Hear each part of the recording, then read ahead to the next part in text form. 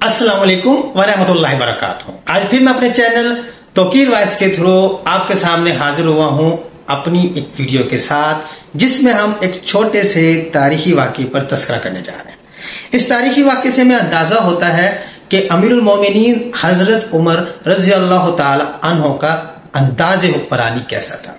चलते हैं, वाक़या लिखा है तारीख तिबरी में और रिवायत है अबू बकर अब्सी से, जिसमें वो रिवायत करते हैं कि मैं अमीरुल मोमिनीन हजरत उमर रजी अल्लाह ताला अन्हो और हजरत अली रजी अल्लाह ताला अन्हो के साथ सदकात के बारे में गया, यानी कि वो जगह यहाँ पर सदके के जानवरों को रखा जाता था। इस वक्त हजरत उस्मान रजी अल्लाह ताला अन्हो साए में बैठे लिख रहे थे और हजरत उमर धूप में खड़े हुए, जबकि सख्त गर्मी पड़ रही थी, इन्हें लिखवा रहे थे। इनके बदन पर दो स्याह चादरें थी, एक चादर को तहमद की तरह बांधे हुए थे और दूसरी चादर से सर को लपेट रखा था।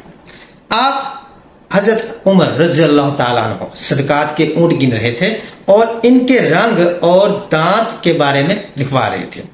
जब ये सीन अमीरुल मोमिनीन हजरत अली करमुल्लाह वजहो ने देखा तो आपने हजरत उस्मान रजी अल्लाह ताला अन्हो से फरमाया कि जैसे हजरत शुएब अलैहिस्सलाम की बेटी ने कहा था कि अब्बा जान इन्हें यानी कि हजरत मूसा अलैहिस्सलाम को उजरत पर मुलाजम रख लो, क्योंकि जिससे तुम उजरत पर काम लो इनमें से वो बेहतर है जो कवि और अमीन हो। और फिर हजरत अली करमुल्लाह वजहो ने हजरत उमर रजी अल्लाह ताला अन्हो की तरफ अपने हाथ से इशारा करते हुए फरमाया कि ऐसे कवि और अमीन आप हैं।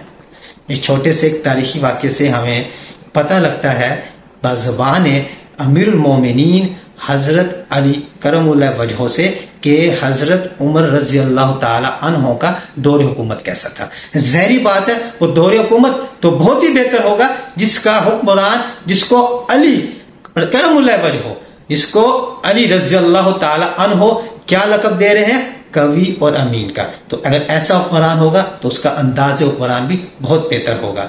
ये था एक छोटा सा तारीखी वाक़या। मिलते हैं अगली वीडियो में, तब तक के लिए अल्लाह हाफिज।